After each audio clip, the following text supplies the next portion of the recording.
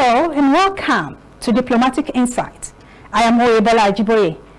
On today's episode, we shall delve into what it meant for Nigeria being included into the Americans' list of countries of particular concern.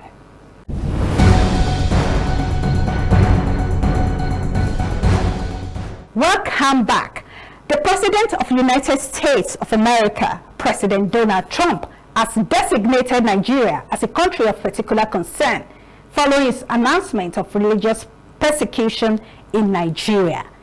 President Trump declared that Christianity is facing existential threats in Nigeria and that thousands of Christians are being killed by radical Islamists. Trump warned the Nigerian government that the United States will stop all aid and may intervene militarily if killings of Christians are not stopped. In response, President Bola Tinubu described his administration as maintaining an open and active engagement with Christians and Muslim leaders alike, and continues to address security challenges which affect citizens across faiths and regions. He clarified that Nigeria is a country with constitutional guarantees to protect citizens of all faiths. In a briefing of the reform trajectory under the administration of President Bola Ahmed Tinubu, the Minister of Foreign Affairs, Ambassador Yusuf Tuga, informed the members of the diplomatic corps that Nigeria remains a global exemplar of religious plurality and democratic endurance. Ambassador Tuga, represented by the ministry's permanent secretary, Ambassador Dunoma Umar Ahmed, at the Ministry of Foreign Affairs Abuja, described the recent external claims suggesting systemic religious persecution in Nigeria as unfounded. Recent external claims suggesting systemic religious persecution in Nigeria are unfounded. The recent designation of Nigeria as country of particular concern based on speculations of religious persecution is fundamentally misinformed. It misrepresents Nigeria's secular constitutional order and its records in protecting religious freedom, Nigeria's demographic balance, approximately equal Christian and Muslim populations, its interwoven communities, and its functioning multi-religious democracy stand as clear evidence of our coexistence. Nigeria's judiciary has consistently demonstrated its independence, protecting freedom of expression and religion. The state continues to wage a comprehensive counter-terrorism campaign against groups that target Nigerians of all faiths. It is therefore inaccurate to characterize Nigeria's complex security challenges as manifestations of state-sanctioned religious intolerance. As Nigeria and Germany marked 65 years of diplomatic relations, at the 5th Bi-National Commission in Berlin, Ambassador Yusuf Tuga made known Nigeria's constitutional commitment to religious freedom and rule of law. Nigeria's constitutional commitment to religious freedom and rule of law. All the answers are in there. And this is what guides us. And this is what shows that it's impossible for there to be a religious persecution that can be supported in any way, shape, or form by the government of Nigeria at any level, be it federal, be it regional, be it local. It's impossible. And our laws are there, and all the answers lie in this. And what we are trying to make the world understand is that we should not create another Sudan. Nigeria has a population of 230 million souls. It's the largest democracy on the African continent. It's the largest country on the continent. We've seen what has happened with Sudan, with agitations for the partitioning of Sudan based on religion, based on tribal sentiments, and you can see the crisis. Even when the partitioning was done according to religion or according to tribe, we're today talking about how to resolve crisis, not only in Sudan, northern Sudan, but also in southern Sudan. So it's important. And who gets left behind to work towards resolving such problems? It's us. It's the African countries. It's countries like Nigeria that is a member of the African Union's Peace and Security Council.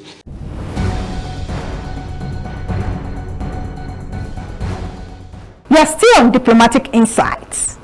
To help us understand this issue is Ambassador Mohammed Hassan, a retired career diplomat who was involved in the crafting and execution of his country's foreign policy. He is a former Deputy Chief of Mission of Nigeria to United States of America from the year 2017 to 2020, also permanent observer to the Organization of American States from 2017 to 2020. Ambassador Hassan Mohammed Hassan, welcome to this program. Thank you very much. This is Ajiboye. Nigeria is being labeled as a country of particular concern by President Donald Trump and Trump administration. He was concerned. He said that there's a genocide of Christians in Nigeria. What's your take about this? My take about this is there's no genocide.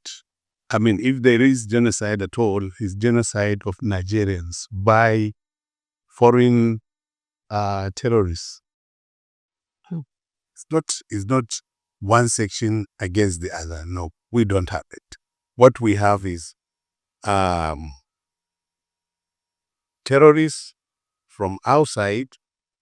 They joined hands with some Nigerians and they are terrorizing the populace, regardless Christians or Muslims are being killed at random, at will. So the U.S. president didn't get the right information. The information should have been Nigerians are dying, and Nigerians, regardless being that if they are Christians or Muslims, Nigerians are dying. It's not a sectional thing as far as I'm concerned. Okay, fine. Thank you. President Good said, and I quote, "If the Nigerian government continues to allow the killings of Christians, the USA will immediately stop all aid, assistance to Nigeria, and may very well go into that now disgraced country, guns are blazing, to completely wipe out the Islamic terrorists who are committing these horrible atrocities. Is Nigerian government doing enough to forestall this?" This problem started in 2009. Okay. From 2009 to date, it's over a decade and a half. And various governments that came from that time to this one, they have declared that they're doing their best, but their best has not been enough. Okay. And the terrorists, who are the ones funding the terrorists? Where are they from? I know very well that there are foreign governments or foreign nationals funding the terrorists. Okay. So for them to come to say, Nigeria is funding the Islamists, organizations that are causing the problem, is a fallacy, because we have heard and seen on many television stations that some countries are funding the terrorists. And we have heard from senators, U.S. senators. We have heard from top government officials, and they even wanted, they have stopped USAID. And there is a senator that said Boko Haram was being funded by AID. So where is Nigeria's case in this? So Nigeria is spending a lot of money fighting this. It's unfortunate that they haven't got hold of it, and but they are trying. And I don't think Nigeria should be. What Nigeria wants and expects from the U.S. is assistance. The United States put Nigeria on embargo of sales of arms. They call it the Leahy Law. And it has been there from it has been there for a long time, till 2017. Then they said they will sell Tucano to us. It was the Trump administration. And that was, we had to work hard to beat the provisions of the Leahy Law. So we were able to get Tucano jet fighters, to help us in. But apart from that one, they kept saying we are human rights records are not good. They can't sell arms to us, and so many things. But you see, the U.S. is now planning, or they are doing some things in the Caribbean, and something similar to Nigeria. They are doing it against Venezuela. And Venezuela is a Christian country. Why should they defend Christians here and Christians in Venezuela? I don't see any logic in that. So there must be a particular reason.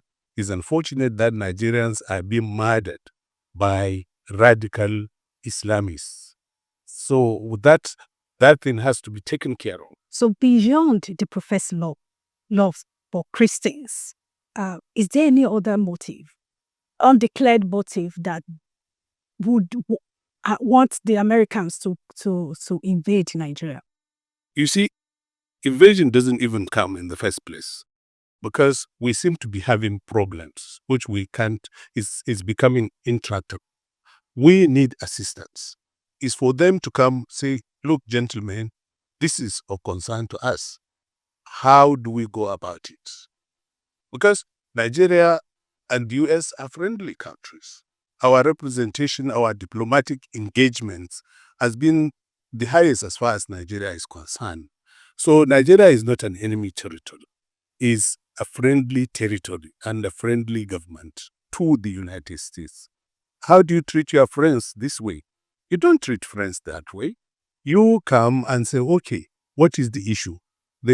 What assistance can we give to you so that you will get out of this? But all of a sudden, so many things happened, and it came from the highest authority in that country that they are not happy with Nigeria, is a disgraced country, is this and that, and it's frightening to us, really. So we expect them to come to us, being friends, we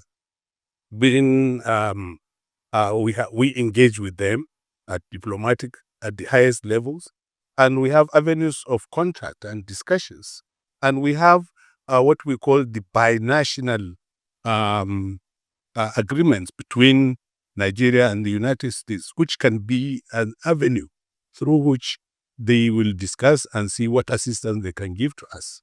But coming to say they are going to invade, who will they invade?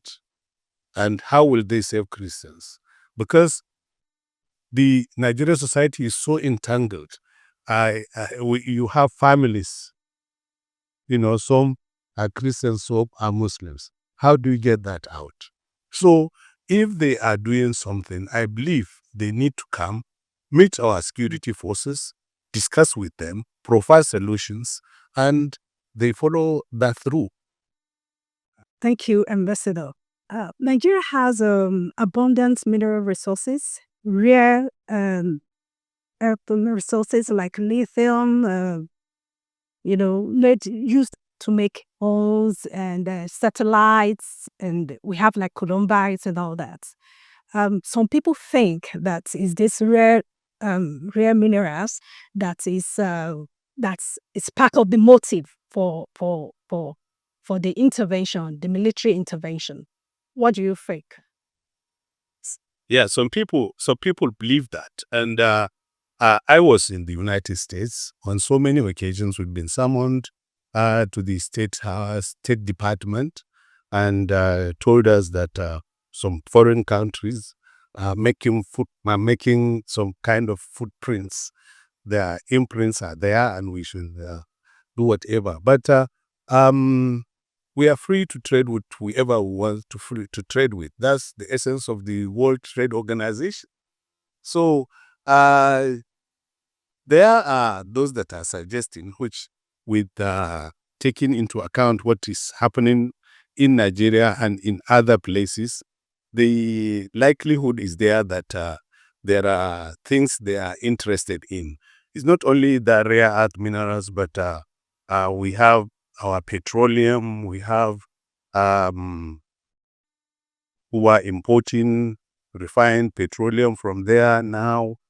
There is it's not being imported, and the government is saying they are putting 15% tax on imported fuel and all this. So these are what is happening, and it may some individuals will start thinking otherwise. But I believe the U.S. needs to understand and appreciate the Nigerian situation properly before they come in, because there are now what they call geopolitical implications of their actions, and there are those that are reading meanings into it. And what you're saying about minerals might not be ruled out. Okay. Yeah. Okay. Thank you, Ambassador. We know what happened in Libya, in Afghanistan, in the Venezuela, in Iraq.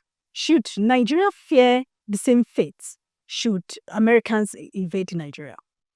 Yeah, the word invasion, that is the trouble. That is a troubling word. How? Yes, because you don't invade. You don't go. It's not a tea party. Don't go and you leave. You invade to crush something and to impose your will. So I don't know if the president of the United States really means those things. That the word invasion itself is not a comfortable thing to think about and to talk about. And you don't go and invade a friendly country. We have not offended them in any way. And Christians are dying and Muslims are dying. So if it's who are those that are killing Christians? Is it the Muslim nationals of Nigeria? They too, they are dying. So they are foreign nationals coming in contention with Nigerians, and they constitute themselves into different organizations. We have Boko Haram, we have bandits, we have so many things. And from their actions and execution of their intentions, you see that they seem to be feeding from the same pot. The aim is killing, and all of them are killing people. So you see, in Borno State, that's where I come from. Okay. Yes, and I have lost not less than 20 people from my family from from 2009 to date, both Christians and Muslims. So how do you distinguish between the two? How do you distinguish between the two? So the best way to go about it, as I said earlier, organize a conference, sit down, discuss it openly, and you have the binational commission. The binational commission is there to discuss. A binational commission is between the United States and Nigeria and is at the highest level of government. So they can sit down and discuss and say, look, gentlemen, what is the problem? Well, for you to come out, invade, do this, do that, I don't know, but it's unfortunate. If the U.S. carries out what the president is saying on Nigeria, a disgraced country, by who? Eh? I know we are facing some headwinds. Our economy is not the best. Nigeria now, our influence has diminished somehow. But where you have over 200 million people living, you don't just joke with that country, because even water to drink for those people, if you disorganize them, is something. 200 million people is not a joke. And the Europeans are there. There will be the first target. If Nigeria is invaded, they will run out. And the Mediterranean will become a kind of a graveyard for many people that would want to move out of an invaded area to safer places. And Europe will be Nigerians will go there, regardless. You see? So that's the problem. One of the problems. Thank you, Ambassador. In conclusion, Nigeria should have Plan A, Plan B, if possible, Plan C. President Tinubu already said that he's engaging the world diplomatically. And should diplomacy fail, what do you think the Tinubu administration should do? You see, engaging the world diplomatically, at what level? That's the question. You don't have ambassadors. Nigeria today, we don't have ambassadors. And if you are engaging people diplomatically, it should be the Foreign Office. I don't know what the minister have done so far. Maybe they're doing quiet diplomacy. Their own version of diplomacy is maybe different from the established ways of diplomatic conduct. But the diplomacy, they have to do it. What I understand is they have now revved up they have now revved up their actions on Boko Haram especially. This morning I had from my town, you have Bratai, you have Gujuba, these are places that they are now fighting very hard on those places. And we have Zamfara, we have Katsina, and the fighters are making headway in what is happening. So it's now the up their game. So maybe that will convince the Americans with what they say is diplomatic engagement and some actions on Nigeria's side, on Nigeria's part. That might maybe take Nigeria to maybe a sympathetic ground with the U.S. And Plan A, Plan B, Plan C, I don't know what plans we have. And I don't want to comment on that because I have no facts to support if I say we are engaging in Plan A or Plan B, Plan C, or we are just sitting idle for them to come and shoot us like ducks. We don't know. So, but I believe the government is doing something. There's no government, a responsible government, that will keep quiet, will not take action, especially when it's being threatened like this. And Nigeria didn't expect this from the U.S. And Nigeria needs to to send diplomats quickly to explain our positions, because we need diplomats in our, they need to invite ambassadors to the foreign office to tell them the true situation of Nigeria. And you have to have ambassadors in all the important countries of the world. And within ECOWAS, EU, the European Union, China, Russia, and the United States.